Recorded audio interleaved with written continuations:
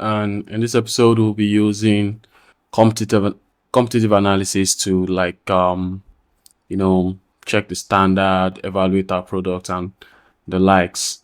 So the product we'll be using is OPay, and I mean, everyone knows, nearly everyone is using OPay, especially people that have to do quick transactions and payments.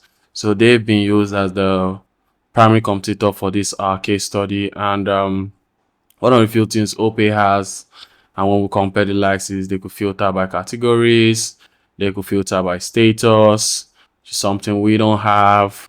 Um, Statement download option is available for both. Statement download time frame option is available for both.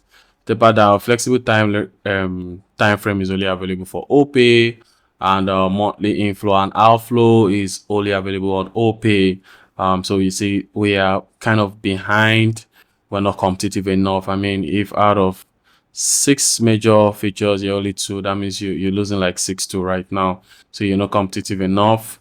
So looking at what we have, so we like to break down the idea. So transaction history, they can filter by categories like bank deposits, transfers, airtime bills, TV, etc.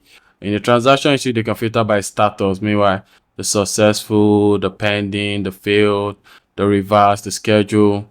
They could generate statement options, which is like 1 month or the last 2 months, and they have the usual custom date, and they could see their monthly inflow and outflow. And if you look at our personas, it would be nice to have these sort of things on our product. It would really make it stand out and the likes.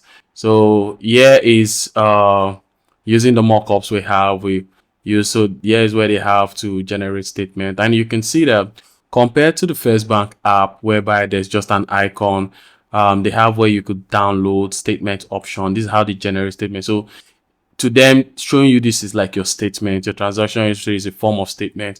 If you want to download it, this is what leads to the place. And the download, it looks like a call to action. Using the brand color, you'll be, oh, I want to download, and you get your call to action. So yeah, you can see the drop down to filter by categories and statuses. You can see it here. You have your monthly inflow and outflow, and you have your category filter option. So they've mapped out their product. Now, maybe in the banking sector, this might not be too possible because of the number of categories available in the bank, but definitely status is something you could be able to filter, because it's all down to these major ones: all status, successful, pending, failed, reverse, to be paid. You can actually just do successful, pending, and failed, in case your system or the system built by the team does not catch the ones that have been reversed, or that's these decisions could come up after you've liaised with the product team and the dev team. So here's their statement generation page, whereby they have flexible time rate, so they can just generate for last month.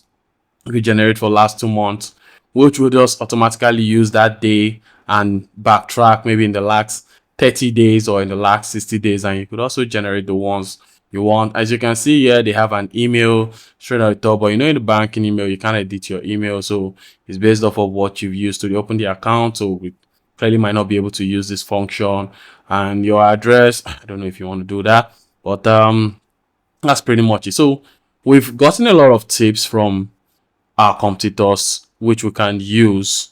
So basically, all what we're doing is trying to discover, understand. We've discovered our product in terms of the app review. We've been able to highlight the personas that this thing. So using the reviews we saw on the App Store, we've been able to create some wonderful personas that will help out understand these people. We've been able to use that to do a heuristic evaluation. That's an expert review to understand the pains of our personas. And now we've done a competitive analysis to look at, points and areas. So now we're going over to the sketching and the high fidelity generation. That's coming up with ideas, and that will be done in the next episode. And I'll see you later. So if you have a question, you can leave that in the comment section. Like, share, and subscribe. I'll see you in the next episode.